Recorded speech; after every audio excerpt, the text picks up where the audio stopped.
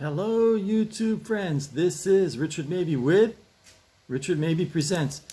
Kind of a different kind of a show today.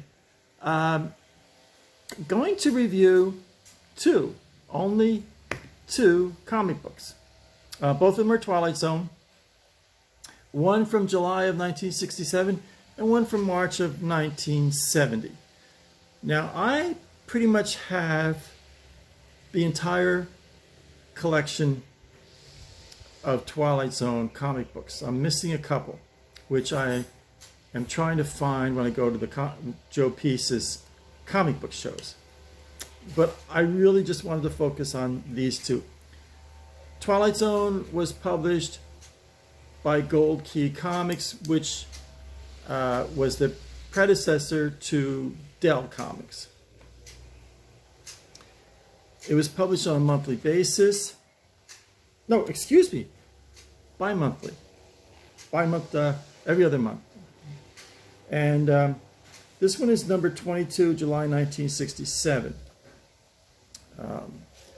They had covers. The covers were like oil paintings. And they always gave credit. They always put a picture of Rod there in the corner, which was a nice, there's the symbol, Gold Key. Gold Key, other than Twilight Zone, they had Lost in Space, they had Turok, which was like a Tarzan kind of comic. They had Tarzan. I think they had one or two of their own superheroes that they had. But and then they had the usual, Opie and Floyd are not getting along right now. I don't know what to do anymore.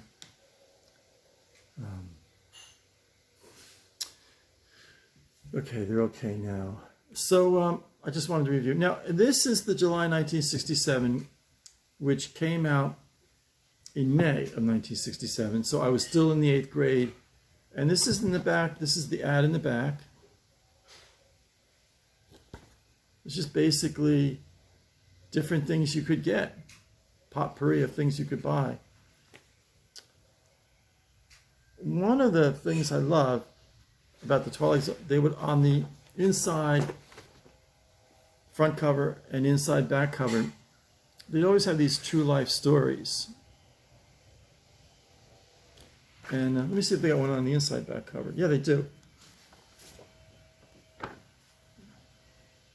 Love that feature of the Twilight Zone comic books. There were usually 3 or 4 stories in one comic book, you know, which was kind of neat. They didn't have a lot of ads in it. This is the first story. They always had a drawing of Rod Serling. He'd introduce the story, you know. And some great artwork I wanted to share here. The stories were great. Not only did they have the comic features, but they also included little, like, one-page stories. And they were true life stories. Or was it one you decide, you know, kind of thing. This is the second story. Phantoms from the Past. What's interesting on this one is that they didn't have the drawing of Rod Serling to introduce the story. You know, they didn't do it all the time. I liked the structure of Gold Key Comics. It was pretty much straightforward. It was blocks. And it wasn't little arrows, go here, go there, come here. You know, it was pretty straightforward. And the blocks were, you know, it was tend to be 6 blocks per page, or if they had the longer block, 5 blocks per page.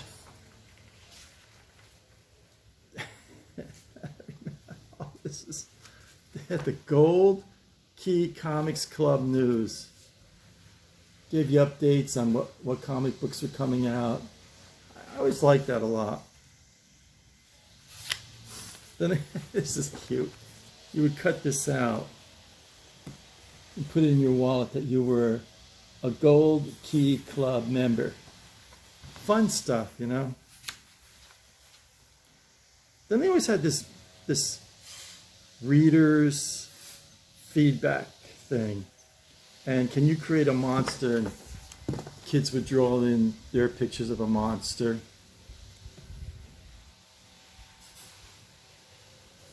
You know, it was actually ahead of its time, you know, with the feedback system. Then this was always fun. What's your line? And you'd mail it in. And they would pick, like here, this one here was the one from last month that they thought was the funniest one, you know. But you would fill it in here, rip it out of your comic book, and then they give you an address here. And you mail it there. Thank goodness I never did that, because this comic book is probably in very fine condition. If I had done the little thing, ripped it out, this comic book is probably worth about $30. Say $25. You know, and if I had torn these pages out, it'd be worth nothing. Then they always had a little joke page. It's kind of nice. And this is the third story in this comic book, called Survival. And again, they got Rod, a picture of Rod Serling, you know, introducing the story. I always liked that a lot. It was a small thing, but I liked it a lot. Great artwork, just great. I mean, look at this artwork. I'll put this up here. Zoom in. This is at random. Just great artwork. And then at the end, I meant to, on the first story they did this as well. They would have it where Rod wraps up the story, you know. The drawing of Rod Serling, and he wraps up the story. I love these comic books. Look. Okay, this is the fourth story. 4 stories, 12 cents. So it's like 3 cents, so far 3 cents a story. Plus you got the one-page story, the inside front cover, inside back cover, the little true life Twilight Zone incidents, The Curse of James Henry, and again, you got Rod introducing the comic book story. Great artwork here. Just great stuff here. And then here at the end, once again, they got the picture, the drawing of Rod wrapping up the story. 4 stories, 12 cents. You can't beat it. And then another one of these things, readers complete the comic. And this was, you know, a reminder from last issue. And you 1, 2, 3, 4. So these are all the people that sent in. I'll just pick one at random here. Kenneth C. Green, Minneapolis, Minnesota, sent that one in. It'd be funny if Kenneth C. Green from Minneapolis, Minnesota watches this YouTube. That'd be really funny, you know. And then I got another one. Oh, it's all coming back to me. Aha, then what they did is, this would be for next issue, you fill it in, you know, and then they would pick the best of the 3 cartoon comics. And they were published in Poughkeepsie, New York. Gold Key Comics. They gave you the address every time. Let me get that better in focus. Right there, they give you the address. And again, where's this outfit located? Buyers Club of America, Chicago, Illinois. Now, this is 12 cents. And in 1970, I don't know if it's 69 or 70, but This is 70. Gold Key went up to 50 cents. Gold Key, it was Twilight Zone, Batman and Superman, Spider-Man, and Jughead. Were pretty much the only comic books that I kept buying when I was in high school. There's a nice, oh, I like this back page ad. I had the Chaparral Slot Car. This is for Hot Wheels. Now, my Chaparral I had for my slot car, it didn't have the spoiler here. And the number was 6. It was a monogram slot car. The monogram made a few slot cars. It was pretty fast. Let me see now. Unfortunately, they did away with the inside and back cover true life Twilight Zone stories. This is Spiromania. That was a fun toy. Spiromania. And then on the inside back cover, oh, it's you got Hot Wheels on the back, and you got Matchbox on the inside back cover. Again, great artwork. You had Rod Serling introduce the comic book story, the drawing, you know, Rod's drawing a rod. The artwork, I love the artwork. I love the simplicity of the blocks, you know, there's just great artwork. And very few ads in a Gold Key comic book. Just usually even back when they were 12 cents, they just had usually just an ad on the back cover. But they did keep the idea of having you know, a story to read. And this is the second story, A Spell in the Night. I think this was based on one of the TV shows. But they didn't have the picture of Rod in this one. I'll tell you, it brings back memories. Most sweet shop would only get about 6 Twilight Zones. So it was really tough to get every one. And but I did. I always kept an eye on them. Again, Gold Key Club News. And you got the Huckleberry Hound. That's one of the funny books that they published, Huckleberry Hound. And then here is, what is this? This is Moby Duck. Moby Duck. They published that one as well. And again, readers, these are doodles. Oh, you take a letter and you make a doodle out of a letter. Just take one at random here. Letter B, Susan Stamma of Gary, Indiana. Made a turtle. Oh boy, Opie's acting up. I'll be right back. Be right back. Back. He's on the roof and he's trying to jump on the garage door overhangs. He drives me crazy. Where was? Oh, yeah, in the center. Then they got the reader's page, inventions. You know, you send in a crazy invention. Ooh, military men. Military men, your credit is good. You could buy your girlfriend an engagement ring here on the comic book page. I'm not kidding. Some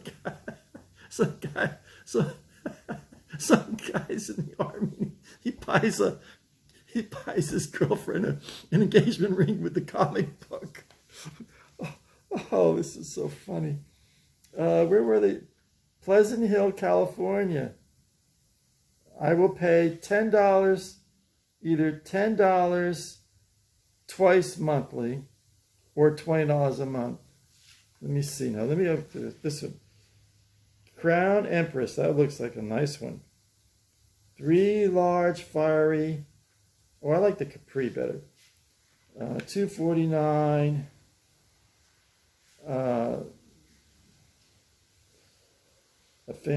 Large fantastic diamond set in a youthful modern 14 karat gold setting. $249. I wonder if you have to put money down. Put the rings. I will pay. Military diamond sales. You had to be in the service though.